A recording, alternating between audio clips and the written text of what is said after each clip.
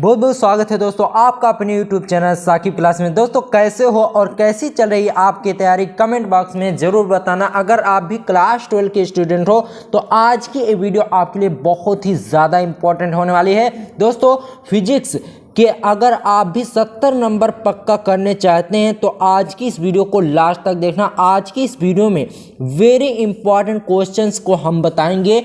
आप किसी भी मॉडल पेपर को उठाकर देख लीजिए, उसमें एक क्वेश्चन जो आज की इस वीडियो में हम आपको बताएंगे ये जरूर से ज़रूर मिलेंगे। और साथ ही इसका PDF भी डिस्क्रिप्शन में हम दे रखे हैं, आप वहां से जाकर इसे डाउनलोड कर सकते हो। अगर आप आज की इस वीडियो को लास्ट तक देखते हो तो 10 से 12 नंबर आपका आसानी से पक्का हो जाएगा, क्योंकि दोस्तों आज की इस वीडियो में जो प्रश्न हम आपको बताने वाले हैं वेरी इंपॉर्टेंट प्रश्न हैं। कई सालों से आपके बोर्ड एग्जाम में पूछे जा रहे हैं और 2023 में भी पूछने के 99% चांसेस हैं, इसीलिए आज की इस वीडियो में हम आपको बता रहे हैं। ठीक है, देखिए सबसे पहला प्रश्न क्या है दोस्तों। सबसे पहला प्रश्न है दोस्तों, कूलाम का विद्युत बल संबंधी नियम लिखिए। आप तो जानते ही होंगे कितना ज़्यादा इम्पॉर्टेंट है कूलाम का विद्युत बल संबंधी नियम। तो चलिए इसे हम बहुत ही आसान भाषा में समझते हैं। देख लीजिए, कूलाम के नियमानुसार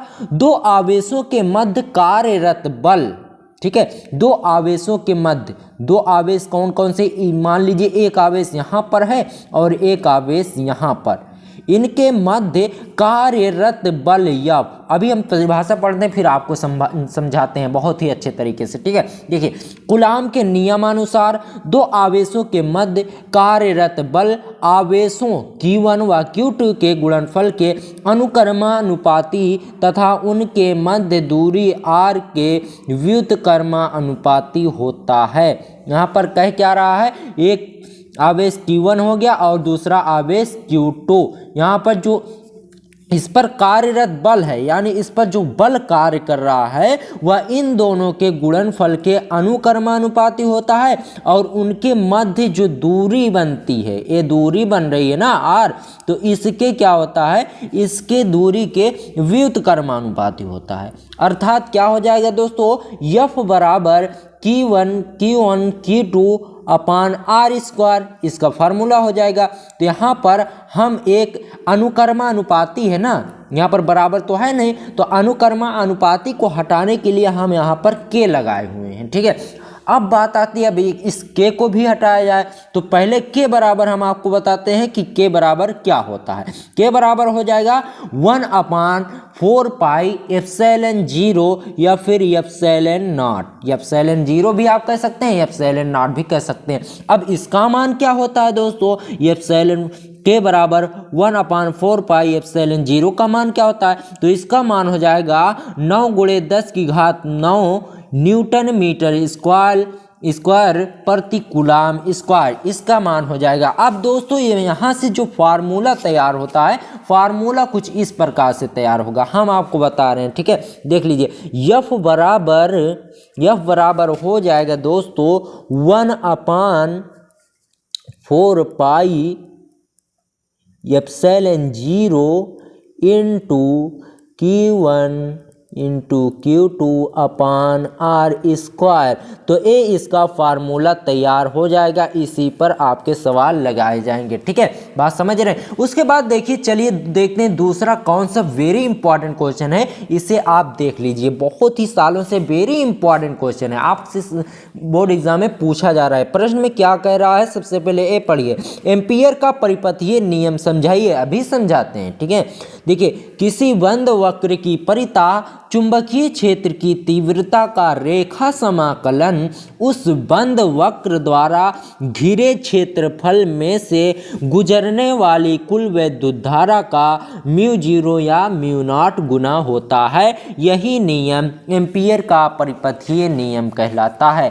क्या कह रहा है दोस्तों, कोई बंद वक्र पृष्ठ है, उसके परिता चुंबकीय क्षेत्र की तीव्रता का जो रेखा समाकलन है उस बंद वक्र द्वारा घिरे क्षेत्रफल में से गुजरने वाली कुल वैद्युत धारा का μ0 गुना होता है। यही नियम क्या कहलाता है, एम्पियर का परिपथीय नियम कहलाता है।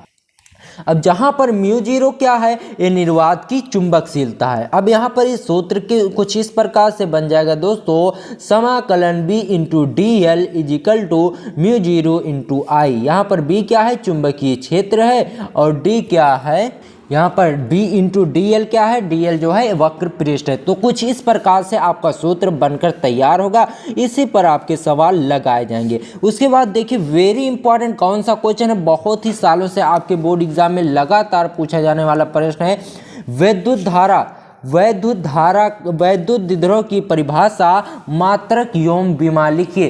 तो इसका मात्रक और विमा कुछ इस प्रकार से हो जाएगा दोस्तों, देख लीजिए, दो विपरीत आवेशों में एक आवेश का परिमाण तथा उनके बीच की अल्पतम दूरी के गुणनफल को वैद्युत विद्रोह आघूर्ण कहते हैं। क्या कह रहा है, दो विपरीत आवेशों में एक आवेश का परिमाण तथा उनके बीच की अल्पतम दूरी के गुणनफल को वैद्युत विद्रोह आघूर्ण कहते हैं। इसे P से दर्शाते हैं, P बराबर 2L गुणे Q या P बराबर 2QL हो जाएगा। यहाँ पर क्या रहा है, देखिए दो विपरीत आवेश, एक आवेश यहाँ पर जा रहा है और दूसरा यहाँ पर, तो इसका क्या हो जाएगा, विपरीत में जा रहे हैं ना, तो इनके बीच की अल्पतम दूरी कितनी है, 2L है, तो P बराबर 2QL हो जाएगा। ठीक है, P बराबर पहले क्या लिखेंगे, 2L इंटू Q या P बराबर 2QL,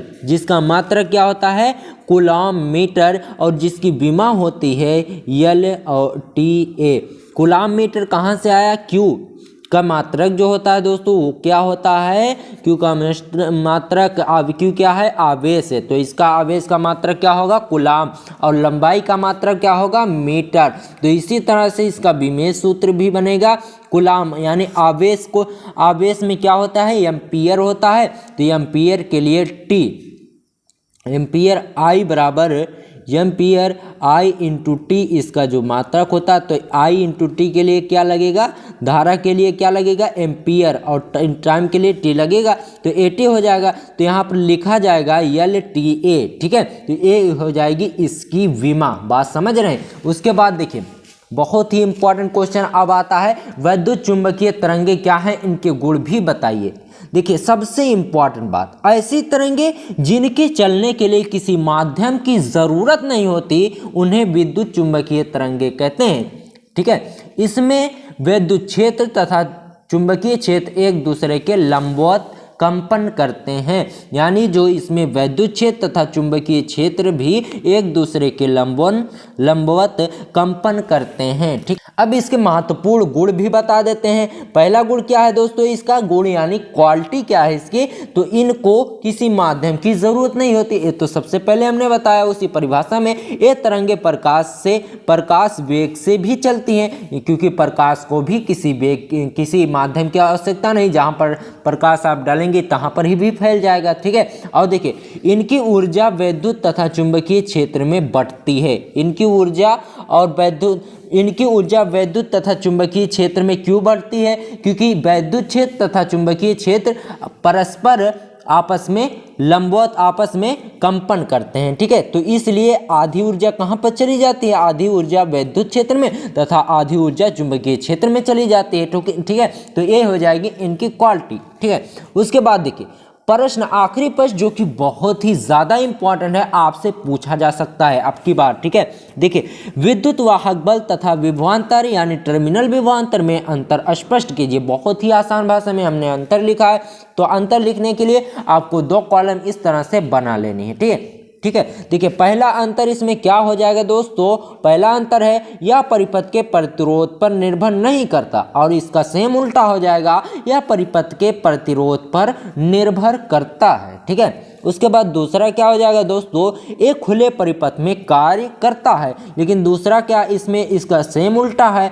ये बंद परिपथ में कार्य करता है। एक खुले परिपथ में कार्य करता है और ये बंद परिपथ में कार्य करता है। उसके बाद तीसरा जो इसका अंतर हो जाएगा दोस्तों, क्या होगा, एक इन्हीं 2 बिंदुओं के बीच विभवांतर से अधिक होता है।